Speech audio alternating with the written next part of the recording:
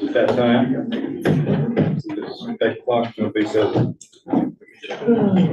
How you doing? Not too bad. How are you doing today? Tomorrow's gonna be great. Hey. Still got another minute. We got 5:29. Are we correct? Oh. Mike's on, Adam. I think it's feedback on her. I'm sorry? My mic is on. Here's a lot of back chatter. In that direction. Oh, we're actually broadcasting off on YouTube. Cool. Yeah, Cool. still 5:29. I'm sitting there. Yeah, when you get on the city council, you'll be a movie star.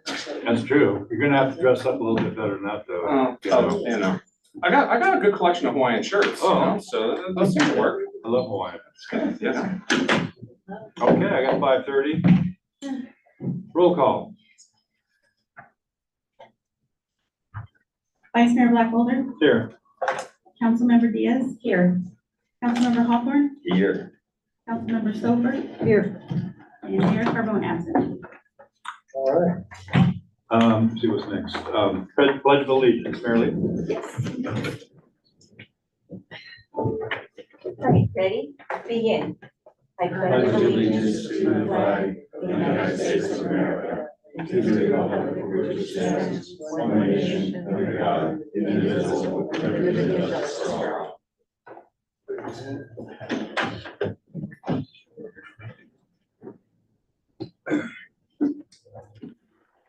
I forgot to mention the preamble about, this is also virtual. We can still get on virtually, right? People call in.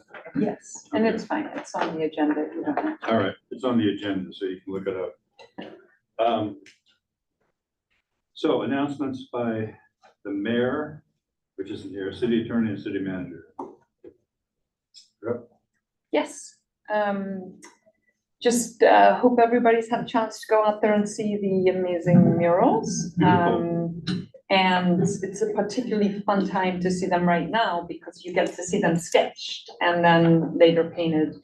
And just a reminder, there is an event Friday at 3 o'clock, the local artist battle at the town square right in front of the Independent, Personal Bills. And there's also the night market, so you can go and get food afterwards if you want to. So that should be a good event. Also, I see Steve Bagnini's here. We had another successful West End since we've all met. I guess we did meet in September, but Steve Bagnini would talk a little about, I think, we'll give you a little background to how well it went and so on. There's an item about West End later on the agenda. Also want to just update you about the fire. That happened since we last met. It was on the 18th, basically our fire department responded. There was a fire at the sewer lift station. It was, a rather amazing turnout by the Monterey Fire Department and the Seaside Fire Department. There were, I think, 2 ladder trucks and 4 engines that responded. And there was actually a fire inside, I think it's like a 52,000 gallon tank that usually has sewage in, but the sewage had been removed and there was methane gas inside the tank and they were working on it. So the great news is absolutely no one was injured. And also great news was just seeing the response from both fire departments and our police department securing the area very fast and very well. Everybody was evacuated, and the Seaside Police Department came and used their drone technology to actually fly over this gigantic tank and see where the heat source was and how much was going on inside the tank. So just to let you know that seeing that kind of response from the police and fire was really, it was incredible to watch how well coordinated they were. So, great job there. And then also just to remind you of the candidates forum on October 2nd, that's tomorrow at 6 o'clock, also on the town square in front of the Independent. And lastly, finally, we got the bulbs for the streetlights up here on Park. And we had some of them done. It's very expensive to do, but the LED assemblies are being replaced next Wednesday. And also at Santa Tayuga, I'm sure you've noticed the windows are going in, very exciting, the roof's on, and it's starting, you can really, if you go out there, you can really start seeing what it's gonna look like. And I will give you my full city manager's report before the next meeting, but that's just my quick update. All right. Adam, do you have anything? Sure, very briefly, thank you. We told you a few meetings ago that there was one piece of significant legislation regarding warehouses and logistics centers that we were keeping an eye on that had was likely to hit or had just hit the governor's desk. He has signed AB 98. Talked to the city manager about how best to fully brief you on that topic, and we'll probably be working with the planning department to talk about how that and a couple other more significant land use laws might affect the city or just cause us to need to update some of our codes in the near future. And looking forward to attending the League of California Cities conference with the mayor and 2 council members and the city manager. I'm sure we'll come back from that conference with a lot more to share with the rest of the council and community. What are the dates to that conference? I forget. It is the 15th to the 17th, Okay, 15th to the 18th, excuse me. thank you. Next is communication. Anybody from the public that would like to say something or bring their opinion on something that's not on the agenda can do it with a 3-minute limitation. I see nobody. Is there anybody online? Jerry. Huh? I have something. Oh, okay. Hi, my name's Steve Wilson. Hi, council. I got a safety issue with the top of this street over here. The engineering that they did is they came in there and dipped down in the bottom and took off instead of follow the natural plane that it used to be, and it climbs up so fast. There's a blind spot once you get to the top. Whenever you're in my pickup, there's like a 1-second blind spot once you get to the top of the top of that hill up there, and you're trying to miss the island that doesn't have anything in it. And I'm worried that somebody's gonna come across the street and you're not gonna be able to see them. I think everybody, if anybody goes up that street, they'll be able to see the blind spot once that they reach the top. What street's that? What's that? What's the name of the street? It's this one right here, Jerry. Pendergrass. The one Oh, that's Pendergrass. Pendergrass. It's Pendergrass, I think, with Pendergrass here in the back. And then this here, Park Street, I guess, Park and Pendergrass, intersecting Park and Pendergrass. And one of my other concerns is the island out here at the top of that. There's nothing in it. There's no marking. So whenever you're worried about hitting it, so you go in the other side of the road, and like I said, there's a blind spot. You can't see oncoming traffic for like a second coming in here. And Vivica and I, 2.5 months ago, her and I, we had a meeting up here and we talked about a couple things up here, like the hole in the fence. You know, whenever I come to the council meeting, usually I come up and I go through the hole in the fence. So, and with my hush puppies, I gotta walk through the dirt, in the sand, in the grass. And pretty easy for, you know, we have Public Works, instead of getting a construction company to come and dig that out 5 inches deep down from the asphalt into the path that we have just done. You could dig it down the 5 inches. They sell the same exact material as what the paths are. And dump that in there so the residents can walk up a path. You know, we have the money, we allocated the money to finish our park. And I hope we're not gonna wait another 4 years to do it. And by the way, whenever I talked to Vivica about this island, I think it was a safety issue, and we talked about it, and I asked her whenever we walked up there, I says, hey, Vivica, I says, when are we gonna finish this island here, this tree well?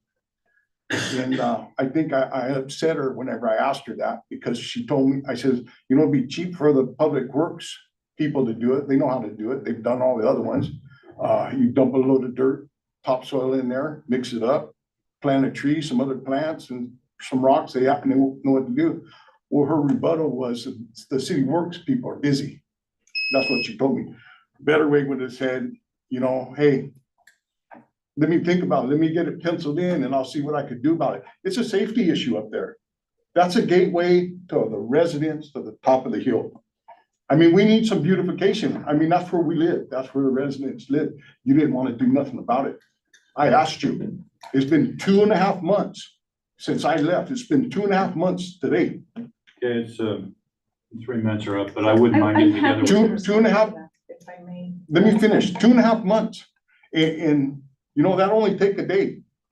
But it's been 2.5 months. You know, everybody could see how busy the public works people are. They could have been done and made it nice for the residents. You know, we don't care.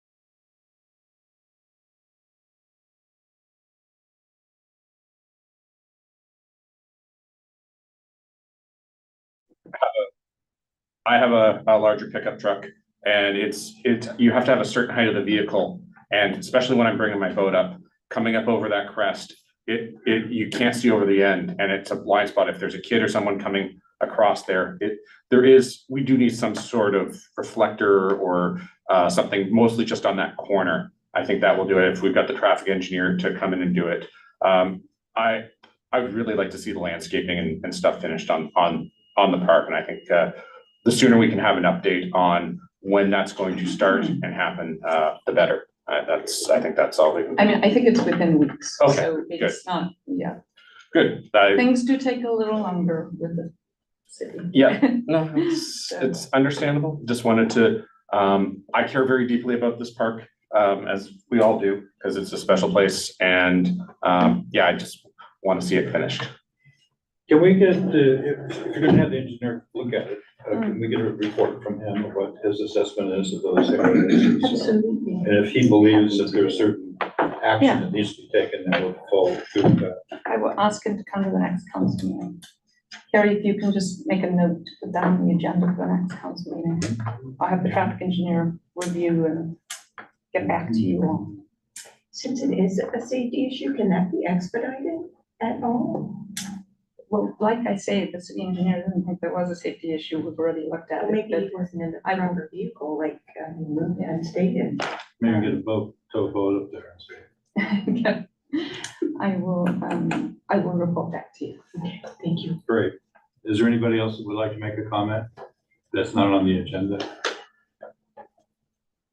Seeing none. We have someone online. Oh, okay. Please state your name. My name is Taylor Hubler. I am Craig Hubler's oldest son. Grew up in Sand City, and I came in for something else, but I heard you guys talking about the park. I believe it's the park at the top of the hill.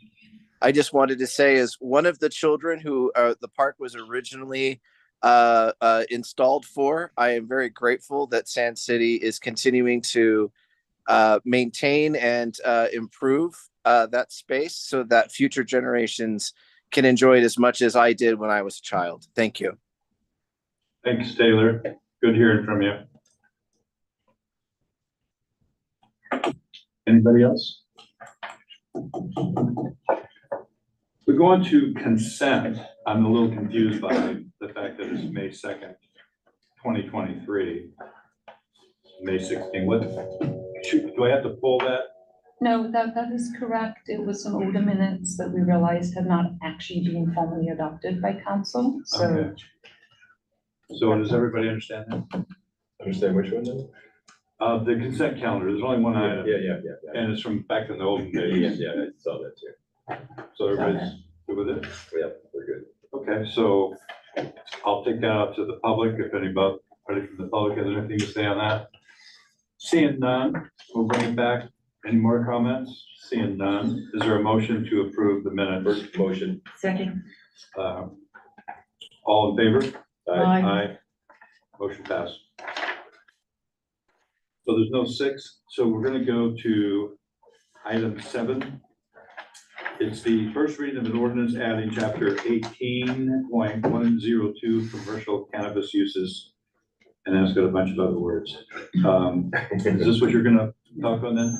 Yes, Okay, you're up. thank you. Thank you, Vice Mayor Blackwater. Forgot my name.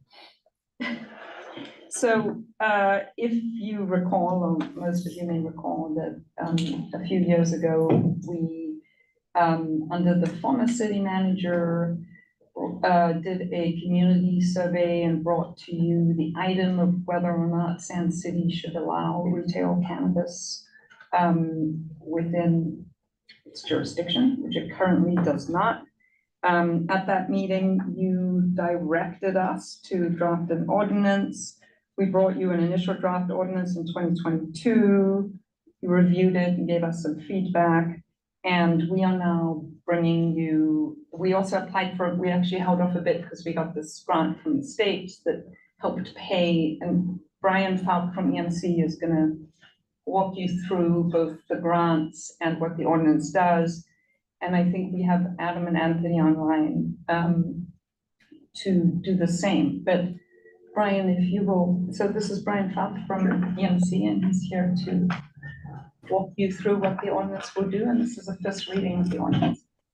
We do have a PowerPoint, but first, just a summary of what you have in the packet that relates to this item. First of all, you have a staff report, and then attached to the staff report is a draft ordinance, as Viveka explained. And in addition to the draft ordinance, there is a summary of the whole program that was authorized or given grant funds for through the Department of Cannabis Control. So it's a grant that the city received, as Vivek explained, to prepare the ordinance, all the work that's been done so far to put the ordinance together with the city attorney and other staff, police chief and so forth. All of that work is paid for through the grant and is reimbursable, even though much of that work occurred before the grant was actually executed. The state will allow us to recoup that money. So most of the money has not been spent. A lot of the money in the grant, approximately 65 or between $65,000 and $70,000 is still available to the city to help implement the grant. And that will include adoption of the ordinance, preparation of procedures to implement the ordinance, and assistance to applicants who want to apply to the city to conduct these businesses. But I'd like to just briefly go through the staff report too.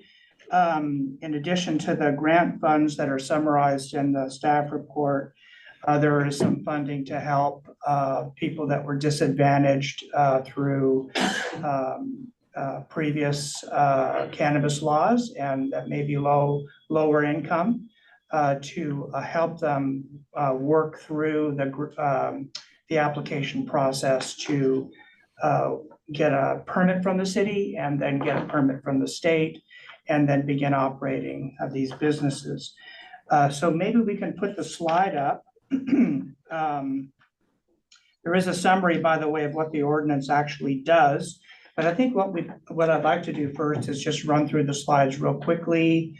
As Vivek explained in this sort of a summary of the progress of the city to date. And we're all the way down to 24-25 now, where in 2024, the grant agreement's already been finalized. It's been fully executed. The state is ready to send the city $80,000 at this point. The city now will complete the ordinance, revised ordinance, and establish permit procedures and protocols using those grant funds. And then begin in 25-26, issue the conditional use permit, which is required in the ordinance. The state will then issue the Department of Cannabis Control will then begin issuing licenses, and the city will provide technical assistance to applicants, as I explained. The grant funding is not for the purpose of maintaining after the regulations are established and the ordinance is being implemented.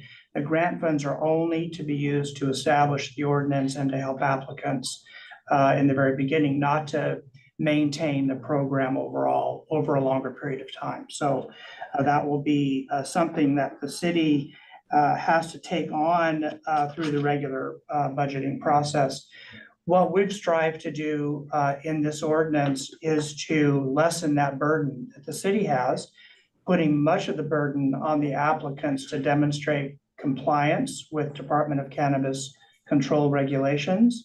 And then the city would then be involved in verifying that consistency exists when the city decides to issue the conditional use permit that this ordinance requires to be issued. So it's sort of a multi-step process, and maybe we can go to the next slide.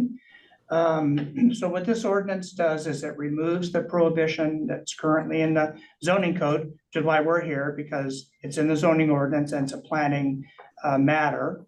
So that's why EMC is involved. So it removes that prohibition in the zoning ordinance, requires a conditional use permit. And later on, after the state has issued a license, the city will, as a condition of approval of these of the first conditional use permit, the city will issue an operator's permit that, you know, brings the applicant and the city together to demonstrate compliance as these businesses begin operating.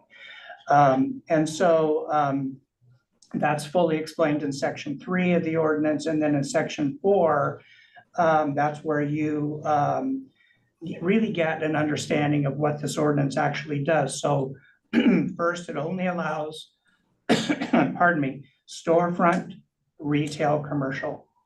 It doesn't allow general retail. So for example, you wouldn't be able to order something online and get that. You have to go to the store and buy it. You won't be able to call somebody up and have them access a product remotely and have that delivered to you. You'll have to actually go to the store and purchase the product.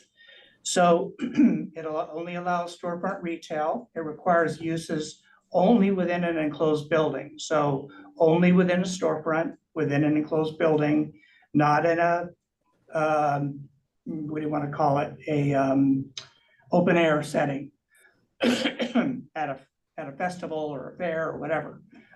In the city, that will not be allowed. In some places it is, but it won't be allowed in Sand City. And that allows the city to really control what happens from a safety and security standpoint within these businesses. And it allows the police chief an opportunity to really, you know, do an inspection, make sure that everything is up to standards. Then upon application, applicants are going to be required to demonstrate consistency with the cannabis control regulations upfront. So we want them to give us at the city a package that has everything that Department of Cannabis Control requires when they issue their license. So we get an early look at what the Department of Cannabis Control will get and understand how the applicants will be complying with those regulations. So that's where the burden is lessened on the city for administration. And then this ordinance enables local law enforcement full access to operations for inspection purposes for safety and security reasons. There's also a provision in there that requires that operators comply with firearm, Attorney General firearm requirements and regulations and laws. So we can go to the next slide. And as I said before, this ordinance only allows up to 2 storefront retail operations, businesses in your C4 district, which is the city's regional shopping center district. There are 2 locations, 2 shopping centers in the orange there. So those are the locations where these businesses would be allowed, and up to 2. So you could have 1 in each place. Okay, so we can go to the next slide.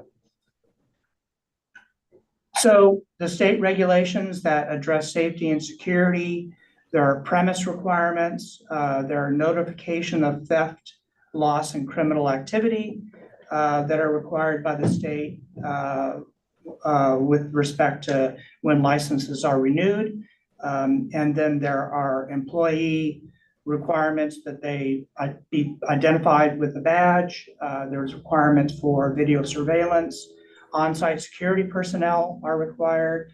There are certain, the police chief will be able to inspect locks, make sure that they are adequate, that there's an alarm system, and then the state requires track and trace reporting even for these retail businesses, not just for cultivation and manufacturing. It's important to note that storefront retail cannabis includes an opportunity for delivery. And that is part of the ordinance that will be inspected by the police chief along with this full purview for safety and security. What do you mean for delivery? I thought you just said earlier that it wasn't on delivery. A person couldn't call up and request a product for delivery. the person would have to go to the store and arrange for that. So my understanding of how the storefront retail regulations work is that you really need to have, if you wanted to go to the store and order something, for example, it could be delivered to you. But you couldn't call up and get that delivered. In other words, the ordinance doesn't allow a delivery-only business. It only allows How do they delivery. regulate the transport of drugs within the city? Excuse me? The transportation of drugs within the Okay. city, how's that? Is there a special vehicle or a license that? Yeah, the state has requirements for delivery vehicles for employees that are conducting that delivery. There's licensing requirements and inspection requirements related just to the delivery vehicle and the employee that's doing that. So all the same requirements for the verification of an employee's suitability to be doing this work apply to the drivers as well as the employees that are in store. So hopefully that's clear. And, excuse, I have a question. Can the person put in, they have an order, and then they can make an order, call up the store and order it, but they have to come in and personally pick it up? Yes. Is that correct? Correct, Okay. right, yeah.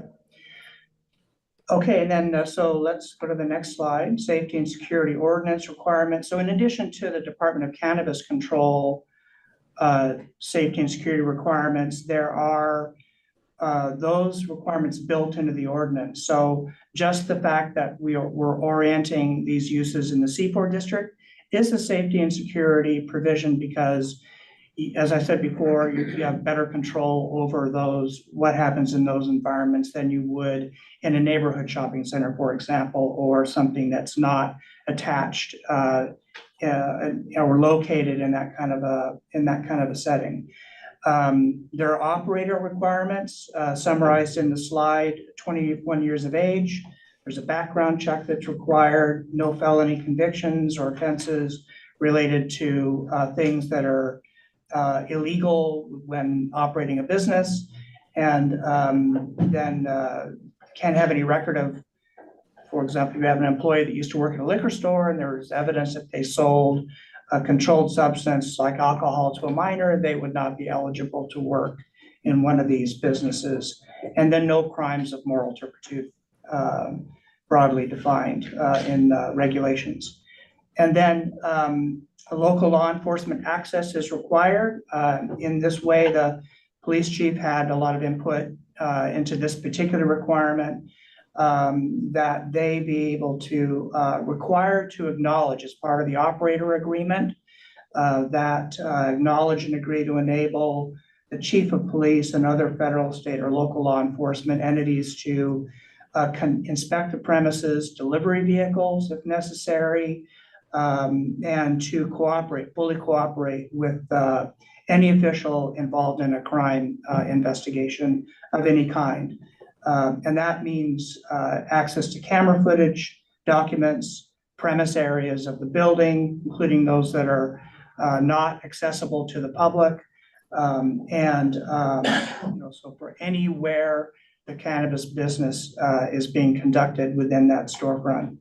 And then there are grounds for rejection by the city manager or designee, whoever is in charge of managing the program, and that would result in rejection, permit suspension, or revocation of the permit if the operator fails to abide by security requirements that are established by the city or the Department of Cannabis Control. That's grounds for revocation. And then if they don't comply with the Bureau of Firearms requirements for as determined by the chief of police, grounds for revocation. And then if they engage in any unlawful activity or deceptive business practices, that's also grounds for revocation. And there's a slew of requirements in the state cannabis control regulations that address how advertising can be conducted. So those all will apply, and when we get applicants, they're going to have to demonstrate consistency with all those regulations that apply to retail storefront uses. And so go to the final, next slide. In addition to the safety and security requirements of the ordinance also, and this is in the state regulations also, these businesses are required to engage with the city to establish a community benefit contribution. And those can include a variety of things. It's up to the city and the applicants for these businesses at the time that the operator agreement is executed as a condition of approval of the original conditional use permit. That would be tied down and there would be a requirement to enter into an agreement with the city for a specified community benefit. And it could be a park improvement, could be a coastal trail improvement, could be benches, lighting for those facilities, or it could be a contribution to existing school programs or other community benefit programs that the city is interested in supporting. So that's sort of an overview of the ordinance, and I'd be happy to answer any questions that you have, other questions that you have. And again, this is the first reading. So there's an opportunity based on public testimony and input from city council to make some changes to the ordinance before it goes for adoption. This ordinance is exempt from California Environmental Quality Act, doesn't apply. And so that's summarized in the staff report as well. And also during the next period, our desire to bring to the city council at least a thorough outline of the protocol for issuing the original accepting applications, processing applications. The ordinance contains a procedure for the city manager to execute regarding how to select desirable applicants. And so there is a beauty contest that will occur, assuming that there's several outfits that want to establish a cannabis business, then the city would have an opportunity to select those, and that the criteria for that selection we'd like to bring back to the city council as we go forward. And hopefully we can provide a complete picture of that at the time of the second reading. Thank you. Are there questions from the council? I'll put it up to the public comment. Is there anybody in the public that has anything to say on this matter?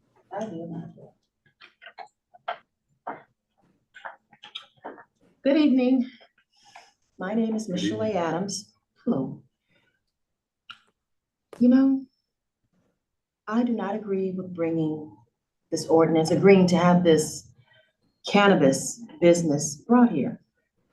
Mayor Pendergrass worked really hard, and so did the city council, to prevent that from coming here to the city. And to listen to everything that I heard about what the ordinance does, sure, the city gets a little bit of money to allow it to come in, but then after that, we're responsible in our budget for maintaining that. Yes, the business is going to bring in some income, but I'm always concerned about the safety and the security of the businesses that are here and the safety of the public. I honestly feel that we have enough cannabis businesses that exist here in Monterey County, and I really don't think we need one here in Sand City. You know, if it just boils down to money, and if the city wants the money, then maybe so. But I do believe that people say it's not drugs. It is a drug. It is a drug. The marijuana of today is not the marijuana that was from the 50s and 60s and 70s. It is not the same. In fact, I have been told by a lot of young people that use it that it is addictive. And things that are addictive are typically, they have a way of, well, I shouldn't say this, but I'm going to say it anyway. It's like drug-induced psychosis. People that use marijuana regularly, they say that they have to have it this new stuff that they're using. They say it's very potent. I'm against it. I do not agree with it. And I do thank you for coming, sir. But I'm completely against it. And I say absolutely not. Absolutely not. It just seems like it's just been reworded. Same thing. Let me see the sheet right there. Thank you. Old one was medical marijuana dispensary. Now we've changed it with this ordinance to commercial cannabis. Commercial cannabis. I mean, it's the same thing. You're still selling marijuana. And I do want to read this because I am very concerned about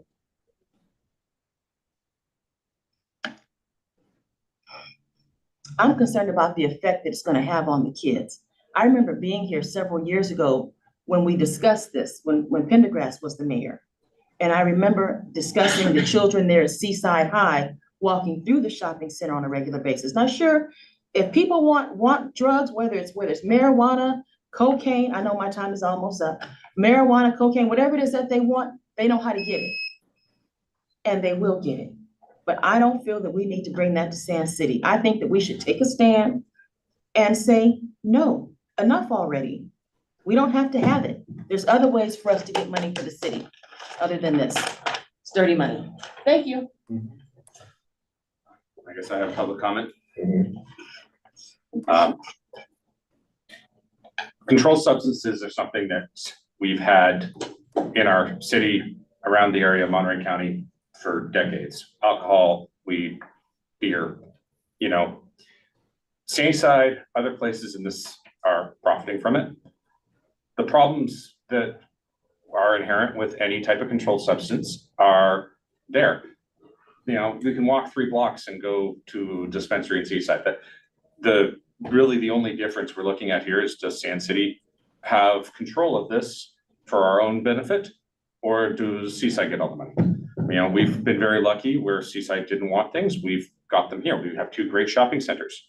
I think this ordinance does the best it can to control it. Please, we have to also remember the voters of California said that recreational marijuana was legal.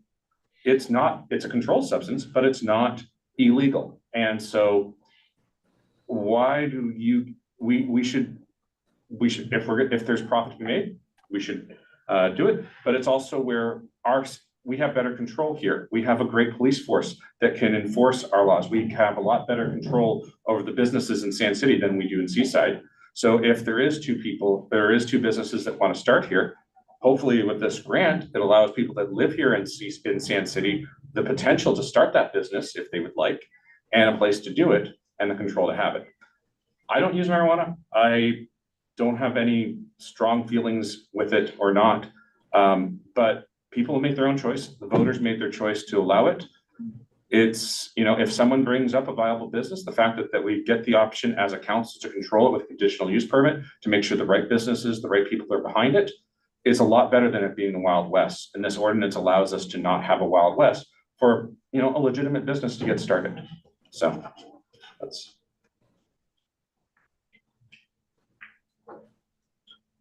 Anybody else for public comment? Anybody online? No.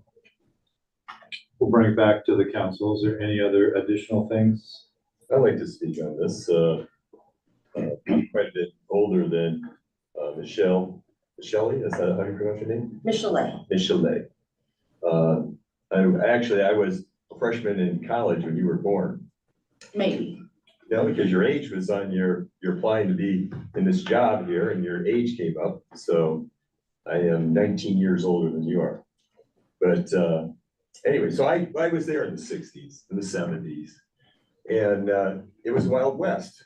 You can get marijuana all the time. I mean, when I went to high school, I remember smoking my first joint when I was 14.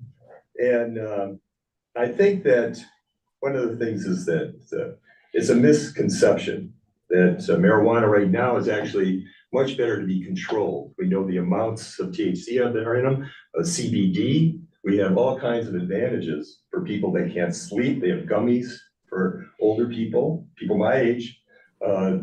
women have a real hard time sleeping a lot of times. And so these gummies are a godsend. And I brought something here, which is, this is the fastest growing drink right now. It's taking the place of beer around all over California, all over the United States. And it has THC in it, but it doesn't get you drunk. What it does is it relaxes you. So you can go to a party and not drink alcohol. And a lot of people now are doing that. And it's sold at the type of stores we're talking about. And, it's interesting because I just had my 55th class reunion for my high school. And the guys that came, we had it in Toulouse, France. And, it's interesting because the guys that were there were 7 of us and our wives. And it was interesting because one guy has bestseller on the New York Times, writer. Another guy is argued in front of the Supreme Court and won. He's an attorney. Another guy writes music, and he could play any song that you can think of. This guy could play it. And all of them, every one of them, preferred THC to booze. Okay, so it's not just for kids. In fact, you're supposed to be 21 to get it anyway, just like you do on beer or wine or anything else. And the worst drugs are in drugstores. That's where OxyContin comes from. Okay, fentanyl is made as for hospitals and so forth. These are horrible drugs. Also, another horrible drug is meth. These are things that are different. I want to see it controlled. I want to see, that's the advantage of having stores that have it, and they're policed. We have the greatest police department in all the cities. We're the only city that doesn't have it. We're not making the money. So we have $250,000 not coming through our coffers. It's going to Seaside and Marina and all these other places, but it doesn't come to us. So I'd like to see that money come to us instead of just going every place else. You have ladies from Pebble Beach that are coming in to get their little dummies and to get the different things. It's not this horrible drug. In fact, just about every one of you has tried marijuana before. There's probably hardly anybody here that's never tried marijuana. And it didn't make you into a drug addict, didn't make you into a horrible person. And I think that's the thing that we get blown out of shape. And I think that this is actually something that we thought about. We've been discussing it, we've been thinking about it. We didn't just flippantly say, okay, well, let's have a marijuana shop here. We've been talking about it. So I know any drugs with kids is bad news. I have grandchildren. I have 4 grandchildren that don't want them to have any weed. I don't want them to have any alcohol. I don't want them to have cigarettes. I don't want anything that's addicting. But what we need to do is we need to be reasonable about this thing. And that's my feeling. I think that it's important that we look at it from that standpoint rather than this is just a horrible thing. Okay? Anyway, that's all I need to say. Anything from you guys?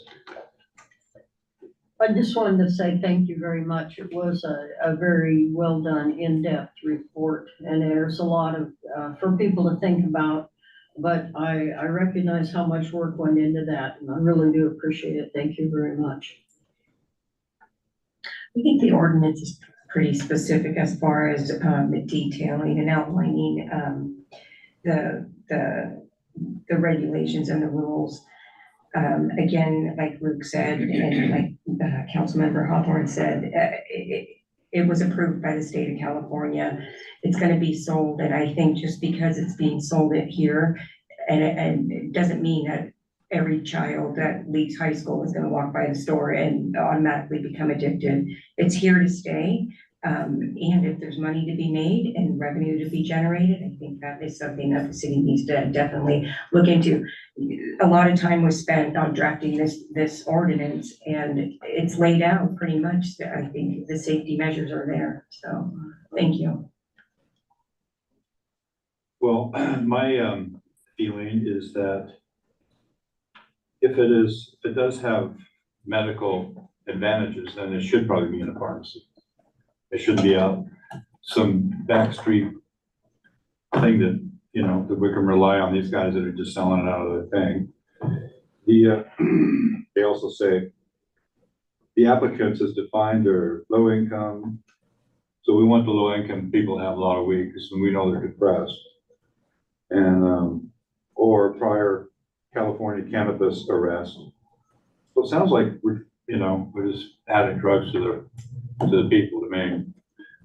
Plus, they're gonna light up right outside their shop. There might be people that are responsible and get their gummies, and there are gonna be people that are light up, Say if we use the old, coffee shop, what's the name of the coffee shop you said?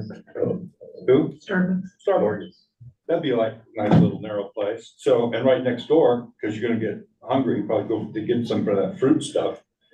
That stuff's gonna be pluming all over the place. I remember the smokers, they used to go there and they'd be out huddled by a little table smoking their cigarettes. So now we're gonna have people huddled there smoking their weed. And, so I think it's not like we're gonna get some windfall, of money for us having, a place for people to get their weed. People are gonna get their weed in Seaside. I personally don't want to sign my name to it being an advocate for those type of stores. So anyway, that's my position. Who's gonna read the thing to? Well, one of the things that I think you should understand, these shops are highly regulated. It's not, they're not allowed to smoke outside the stores. They're not allowed to sell it to teenagers. They're not allowed to, and they watch it. It's very tightly watched, very tightly. I was tightly watched in high school, but I got away with a lot of stuff. Well, that's what I'm talking about. But you can get it any place. So, Well, why have that open? You don't have to get it, but you can come to Sam City. yeah, well, good. At least it's regulated. Okay, go ahead. So anyway, who's supposed to read the, You're supposed to request a motion by one of your. oh, so that's council what the members. request of motion. Is there a motion approved?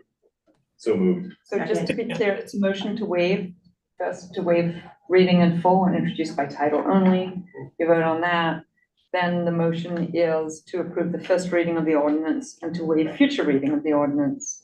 Two different motions. So there was stuff to read before. So is that the Yes. motion to, Do you want me to reread the first motion? so the first motion is what to, So every ordinance, you either have to read the entire ordinance, which I'm sure you really don't want me to do, No. or you motion to waive the reading in full is there and a just make a read by motion to title. that? Yes, He made that motion. Your second, Mayor Lee. Okay. And then the second motion would be the motion to approve the first reading of the ordinance and to waive future reading of the ordinance. Okay, you, so moved. second, all in favor? Aye. And then Okay. just for the record, I'm assuming I need to actually read the title of the ordinance, just to make sure you So voted on the right there one. is more than just a There motion. is more, you were absolutely right, Jerry. Ordinance of the City Council of San City, State of California, adding chapter 18.102, commercial cannabis uses, adding section 18.19.030B to chapter 18.19, conditional uses, and deleting section 18.69.010, medical marijuana dispensaries, delivery, cultivation, and sales in its entirety, and amending section 18.82020, violations unlawful of Title 18. You can see why you didn't want me to read the whole thing. Zoning of the San City Municipal Code. Okay. So moved. So, Carrie, do you need a revote or is that sufficient? I got it. So I'm not voting on it, by the way, so to be clear. I was just trying to figure out the motion. You need a roll call. Okay, so, Councilmember Hawthorne, Yes. Councilmember Diaz, Yes. Vice Mayor Blackwelder, no, Councilmember Stover, Yes. passes. Oh, Laura, would you mind adjusting this line? The sun's coming right in my eyes, if you don't mind. Thank you so much.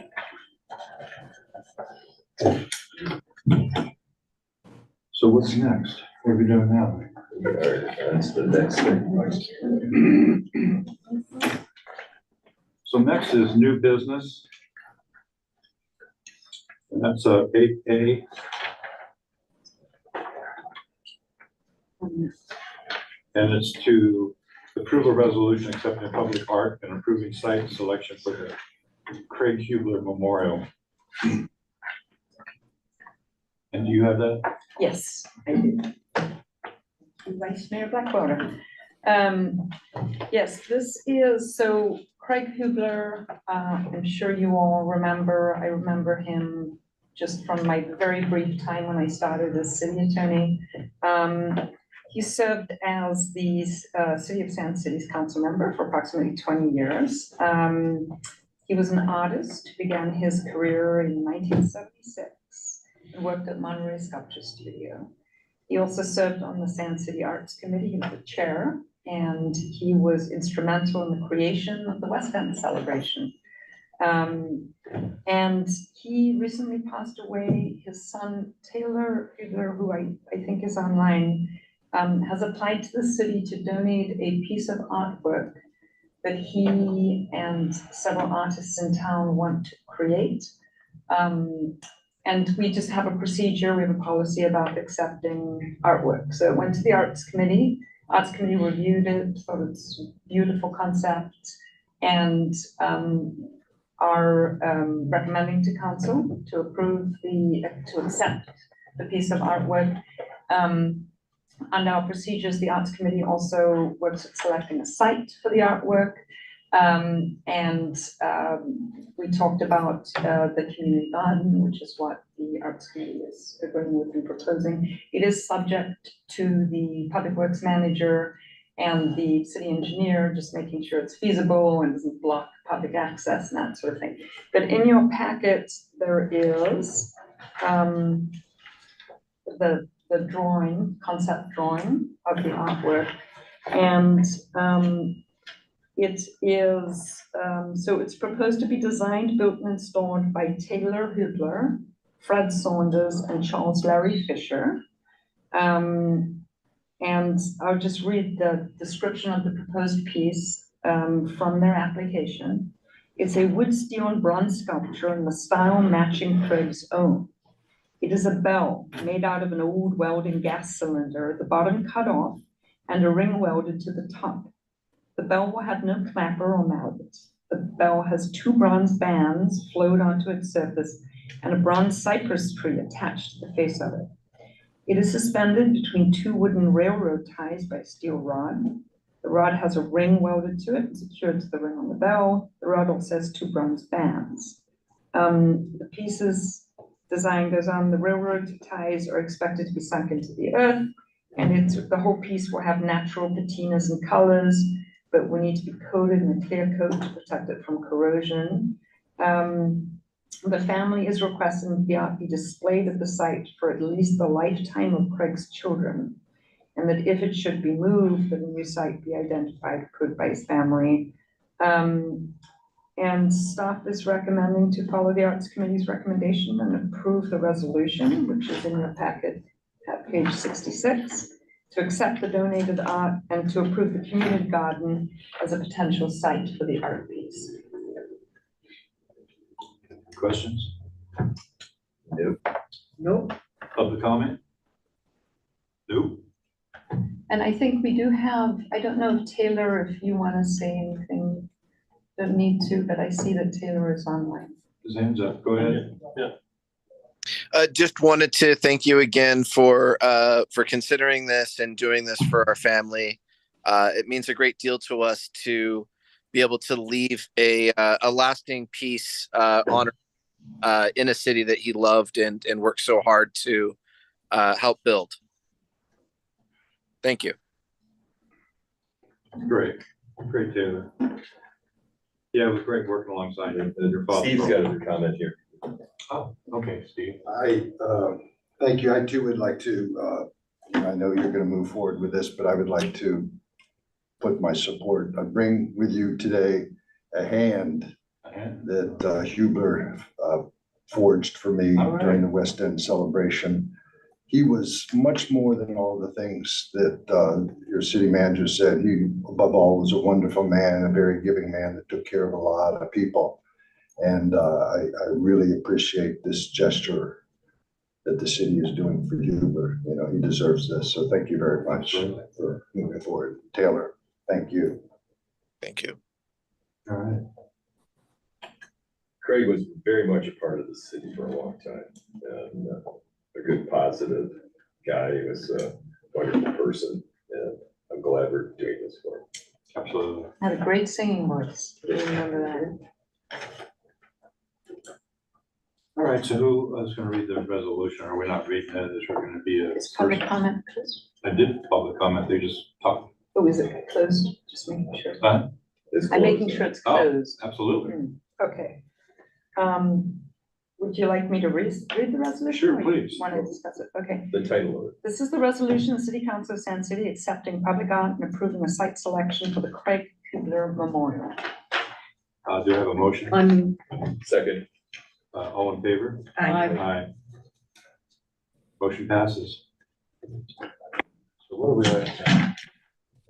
One more. 8B is discussion and consideration of request for proposal for planning and execution of the Sand City West End celebration. Staff. Yes. Yes, this is at the previous city council meeting. You directed me to bring back to you a consideration of whether we should do an RFP, a request for proposals for services for the future West End Festival. As I have in my staff report, Steve Bagnini has coordinated the festival for the past 14 years. It has been a great success. The city gets a lot of press over this festival, and a lot of people are drawn in. It helps keep us as a destination for people to see art, to purchase art. Keeps us as an artist's haven. And in 2023, it drew over 15,000 people, and this is a very approximate count. Basically, the police officers stand and click clickers when people enter, and of course, if they come and leave again, when they get clicked 3 times, they're not gonna remember. But it was approximately 15,000 people in 2023, and it was a little over 10,000 people in the most recent West End. We have budgeted 85,000 we budgeted 85,000 for the 2023 West End, and it raised revenues of 31,000. So the cost to the city for West End in 2023 was 53,000, a little over 53,000. In 2024, Mr. Vagnini approached you saying that he had intentions to retire in the future and that he wanted to hire a couple of interns to train in it. He increased his contract, and we budgeted 95,000 for West End 2024. It looks like the total expenditures were a little under that. From the finance manager, it looks like the expenditures for 2024 was 92,000. A little over, and the revenue was a little over 40, or almost 48,000. So the total cost for the West End 2024 to the city is a little over $44,000. So with that background, I just want to make it clear that this is something you asked me to put on the agenda, and that it's not, I'm not advocating or recommending one way or another, but you wanted to consider doing an RFP, request for proposals. Right. For future, and I'm very happy to do that. The process would be, if you decide to move forward in that direction, that I would draw up an RFP and send it out to the community, and we would see what proposals we got. Of course, Mr. Bagnini would also be invited to respond to that. Right. So, and that concludes my report. Well, my understanding is that it probably should have started out that way, but it was kind of an organic process, you know, the West End event came about. And thankfully, Steve got involved. It certainly wouldn't be where it's at today. Well, I have to tell you that Steve took it over. We had just volunteers before, and then Steve took it over because he had the connections with music and ran these type of festivals before. He took the bull by the horns and did an incredible job that he's done for 14 years, and brought wonderful bands to the program and different artists and so forth. It's expanded when we were first started off, but he was involved with us right from the beginning. Actually, he was one that we asked to get the bands, even when we were in the volunteer group. We asked him to let's get the bands because we didn't have any connections with music at the time, and he did a great job. Stood up and took care of it for us. So, and then after I retired from running that or being the head of that group, then Todd Kruper took it over for a little while, and then came back, and then actually Roscoe's got involved with it a little bit, and then but Steve was the one that was kind of the guy that stuck through the whole all these different adventures. So he's done a great job, and that's worked out quite well for us. But anyway, it's and he's got a lot of cred here. So if we do an RFP, we have to. I guess we have to make sure that everybody's got that credible resistance that he has. Can get the bands, can get the volunteers, can get everything else. So that's an important issue, part of the whole thing.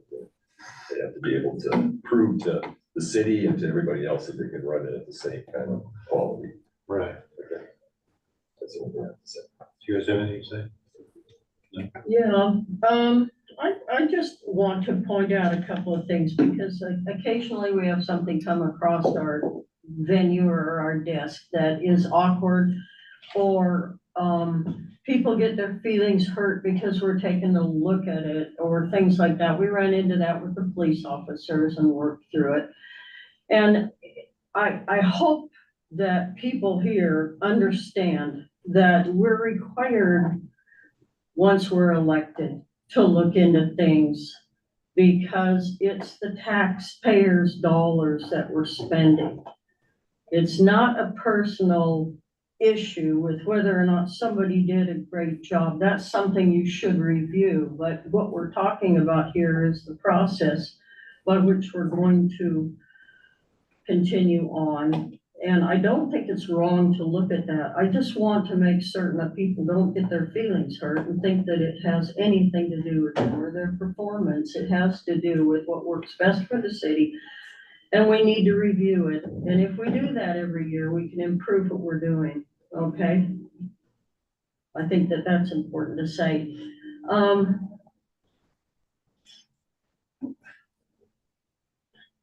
I guess that's pretty much, I just want to make the statement that I've worked with Steve a couple of years, 2 or 3 or 4 or 5, parking stalls and things out in the street. And I've always kind of enjoyed that weird process, although it's very, very hard work. And I admire Craig for doing it before me. I had no idea when I volunteered how much work that is to do. And I think that all the people involved in putting on the West End, all the police, all the staff here at the city who gets involved, all the park, and I won't say Parks and Recs again. Anyway, but I really get concerned sometimes because I know that everybody is, especially artistic people have a lot of feelings and they really put it into their work when they do that. But we need to have a fair process, and I'm going to support Jerry in that we need to make certain that we allow other people to have an opportunity to apply. If they can do as well as Steve, good luck. That's all I can say. So that's all I want to say about it. All right. Yeah, it's a very complicated process. So I'll bring it out to the public. Does anybody in the public have anything that they'd like to say? Oh, excuse me. No, sorry. No worries. You, by all means. I've been looking at tonight's agenda item, which was, by the way, forwarded to me by the city manager on Saturday morning at 5:15 a.m. And I'm wondering if the council were to move forward with this proposed request for proposal, would I then be expected to submit a proposal after 14 years of putting on one of the most successful county events year after year without any problems whatsoever? So think about that for a second, and now all of a sudden, 14 years later, you want to do a request for proposal. Well, Go ahead. let me continue. I'm going to make things easy for you. I would like to begin this prepared statement by thanking the Sand City Council for entrusting me with the West End celebration for the last 14 years. I've also booked and promoted, as Council Member Hawthorne said, the music for the last 22 years. As anyone that knows me knows, I am passionate about Sand City, the arts, and the West End celebration. I have put my heart and soul into this community event year after year. It is a labor of love that has literally at times consumed my life. This year's festival, by many accounts, was the best year ever, and many artists, volunteers, and attendees conveyed to me in emails and social media posts that this was their most successful year ever. Just now, I received a text from an artist that's, thanking me for another event. And where they came up with the numbers, we had a meeting the other day, like trying to play down this year's festival. And then Chief Honda admitted that, well, they started late, the counting. So, from 15 to 10, those numbers are inaccurate. In any case, above all, the West End celebration is and continues to be a wonderful community event, a highly anticipated event that promotes the arts in Sand City and that brings people together to share art, music, and the love of all that is positive in our community. It is a community event above all that everybody in the peninsula and the county look forward to, which brings me to why I'm here before you today. There's been an increasing lack of communication over the years between me and the city and the Arts Committee. Most recently, I had made a request to the city manager be placed on the council agenda before the festival to update you on my progress. And although I was told I could only be placed on the meeting before the event, I think it was August 21st, the day of the council meeting, I discovered that I was not on the agenda. I thought, okay, whatever. And then in the midst of the festival, I began hearing rumors from vendors that I was to be replaced. And that the owners of Good Vibes, who you all know, the promoters of Cali Roots, Rebels and Renegades in the Friday Market, and their vendor coordinator were on the festival footprint checking out the event. There was a lot of talk about this, people saying, oh, what's Good Vibes coming in to take over? Imagine how I feel after 14 years of doing this event. When I asked the city manager what was going on, she told me that a few council members had requested for a request for proposals since I had been talking about retiring, knowing full well that we had put in place a plan that would have allowed for a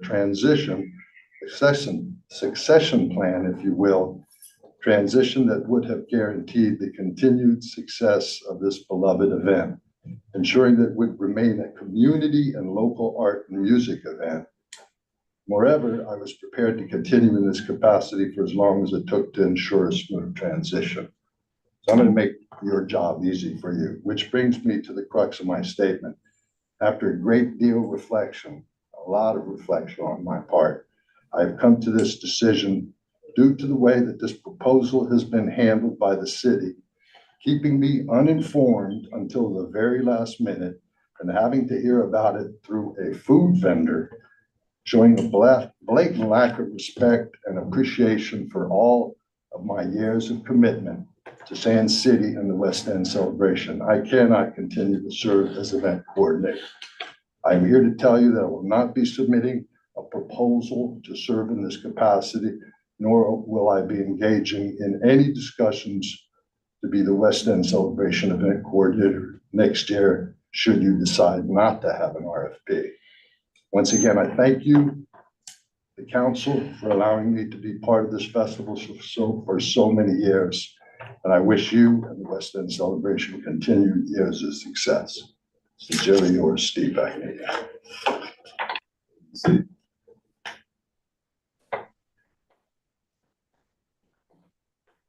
comment still open? I was just gonna say, I had a great time at the West End this year, and I thought it was extremely well run. And it was a fantastic event, and I hope that it continues. That's all I had to say.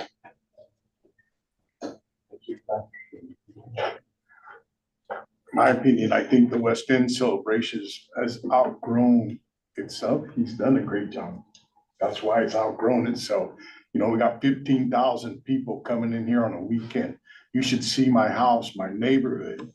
You know, you're talking about emergency vehicles coming in to put that fire out. You know, the streets up in the East Dunes are 12 feet narrower than a standard street. And with all those cars parked up there, how we'd get the emergency vehicles up in our neighborhood. The city needs to respect their residents and close the street off. You guys gotta do more for your city residents, period. I mean, somebody was parked inside my driveway this year. And like I said, we're not gonna get the emergency vehicles like you had there with all those vehicles up there. This parking lot here was closed for the people for the council or whoever. But my whole neighborhood was just full of cars. You'll never get the emergency. I would hope the city will close it off for the residents only in case of an emergency. Please, I ask for that.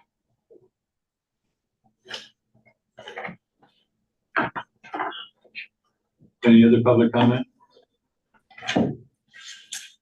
Anybody online? So public comment is officially closed. All right, well, our seeking to do an RFP is no appraisal of your good work. You've done an excellent job. Nor do I know of any other people going around, whoever this pothead group is that you're talking about. First I ever heard of them. So I just thought it was prudent to be able to have an RFP and to be run by the city. As well as you do, we still have to go through, you know, the city government. So anyway, so I guess we're going to go ahead and proceed unless there's other subjects you want to talk about. I'd like to say that, Steve, you've done a tremendous job, done a great job. And I've worked with you for a long time, obviously, in many different ways. And, you know, we had a lot of laughs, a lot of, you know, problems that we got through, a lot of different things that we discussed. We you helped me, we did some projects that I was doing a big job, and then you said, well, why don't you put it on the streets and we'll just have it on display, which was a great idea. We put sculptures all the way down Ortiz that one year. That was really pretty exciting. People were kind of blown away that we had all these pieces that all of a sudden popped up down in Sand City.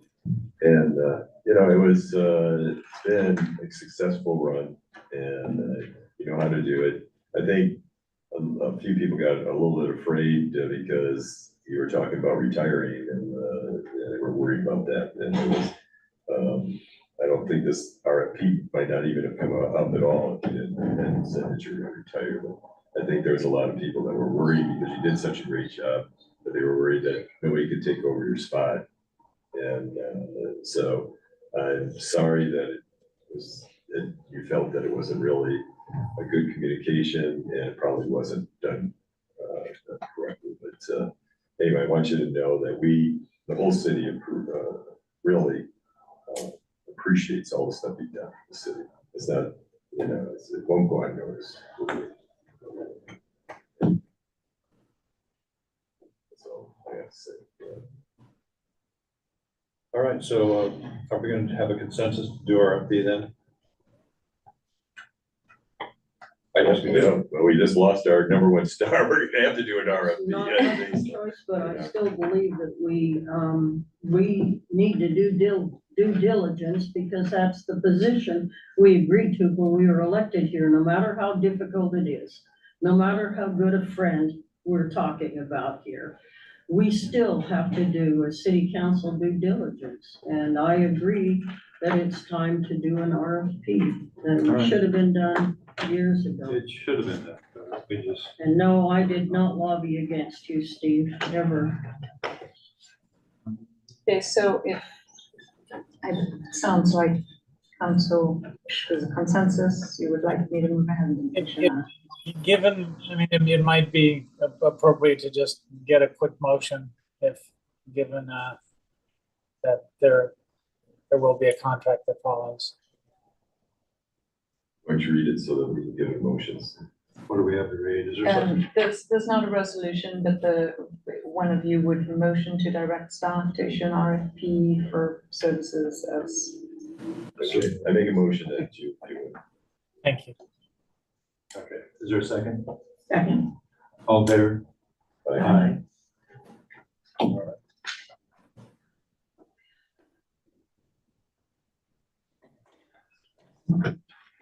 So, that's the end of that. So where are we at now?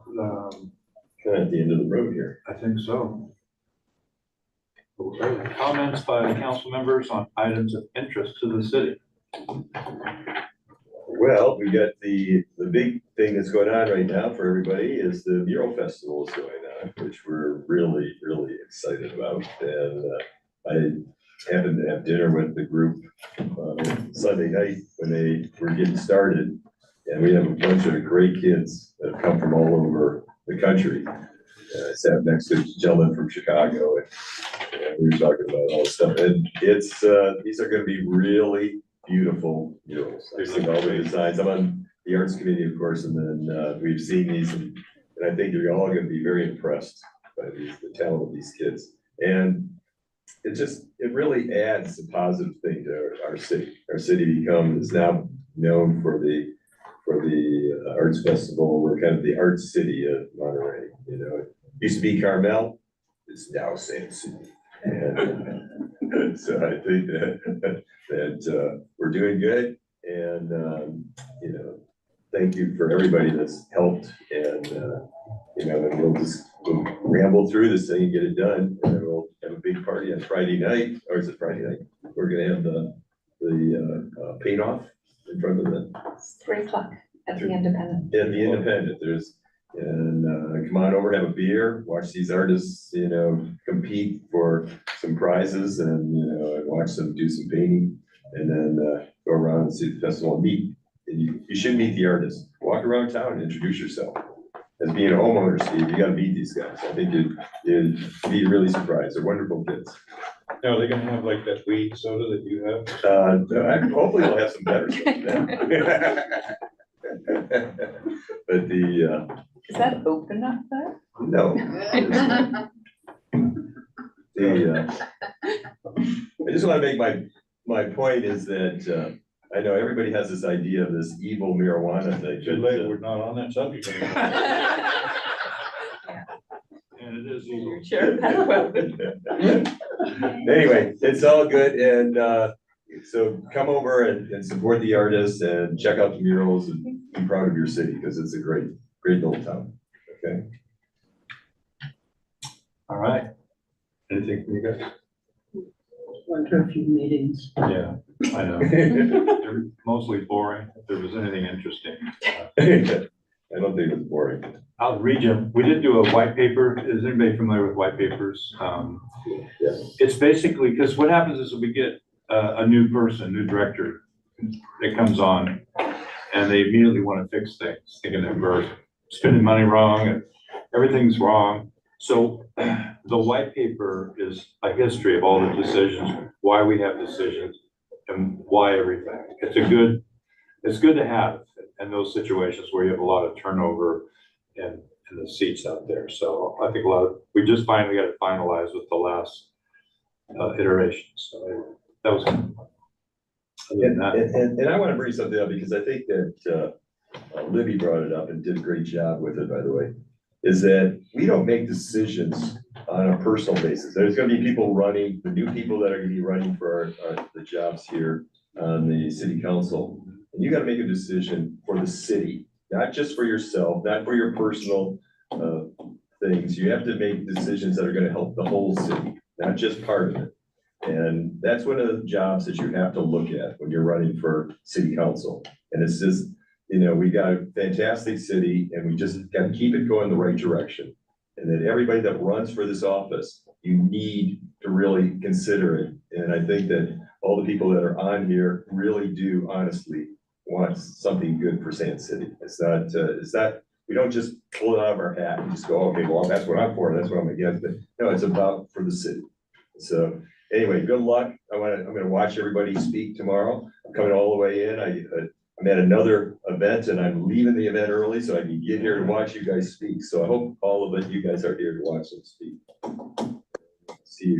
I'll be speaking myself. And Luke and Michelle, Luke. everybody, we'll be watching you talk and listen to what you have to say. Go for it. Good luck. Thank you. Okay, we stand adjourned.